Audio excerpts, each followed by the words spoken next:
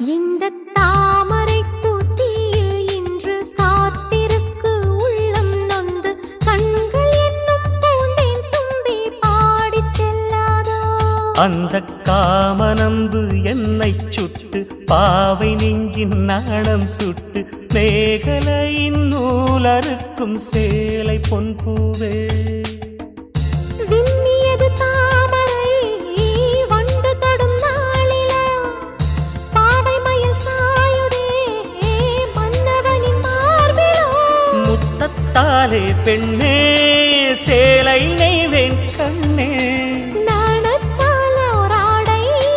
சூடிக் கொள்வேன் நானே